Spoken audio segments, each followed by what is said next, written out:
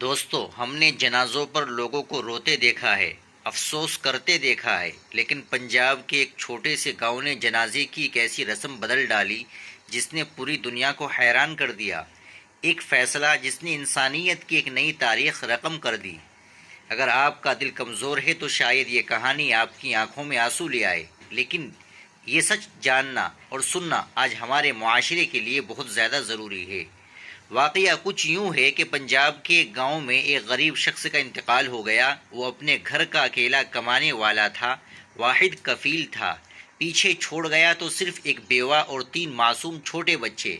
گھر میں ماتم کا سما تھا، اور اس سے بھی بڑا سوال یہ تھا کہ کل سے ان بچوں کا پیٹ کیسے بھرے گا، کیونکہ عدت کے دنوں میں اس بیوہ کے پاس آمدنی کا کوئی دوسرا ذریعہ نہیں تھا۔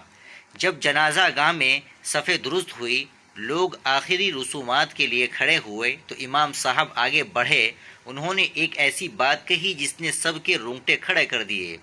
امام صاحب نے مائک ہاتھ میں لیا اور کہا، لوگو، یہ میت جس کا ہم جنازہ پڑھنے لگے ہیں اپنے گھر کا واحد سہارا تھا۔ اس کے چھوٹے چھوٹے بچے ہیں، لہٰذا ہم نے جنازہ گاہ کے مرکزی دروازے پر ایک چادر بچھا دی ہے، جس کا جتنا دل چاہے بغیر کسی دکھاوے کے اللہ کی رضا کے لیے 1 روپے سے لے کر اپنی حیثیت کے مطابق وہاں ڈال دے۔ پھر کیا ہوا؟ جیسے ہی جنازہ ختم ہوا، معجزہ ہو گیا۔ کسی نے 10 روپے نکالے، کسی نے 100 روپے، کسی نے 500 اور تو کسی نے 1000 روپے چادر پر پھینک دی۔ جب وہ رقم جمع کی گئی تو وہ 1,00,000 روپے سے زیادہ تھی۔ سبحان اللہ! صرف چند منٹوں کی اس مشترکہ ہمدردی نے ان یتیم بچوں کو کئی مہینوں کا معاشی سکون فراہم کر دیا۔ یہاں رک کر سوچنے کی بات ہے، تعزیت کا مطلب صرف ہاتھ اٹھا کر دعا کرنا یا بہت افسوس ہوا کہہ کر گھر لوٹ جانا نہیں ہے۔ تعزیت کا اصل مطلب دکھ کی گھڑی میں کسی کا عملی سہارا بننا ہے۔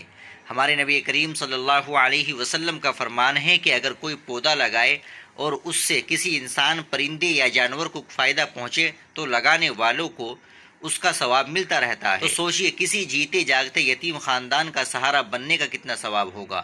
سچ تو یہ ہے کہ جنت کا آسان راستہ خدا کی مخلوق کی خدمت میں ہی چھپا ہوا ہے۔ پنجاب کے اس گاؤں نے جو رسم شروع کی ہے، کیا یہ ہمارے ہر شہر، ہر محلے، ہر گاؤں میں شروع نہیں ہونی چاہیے؟ بالکل ہونی چاہیے۔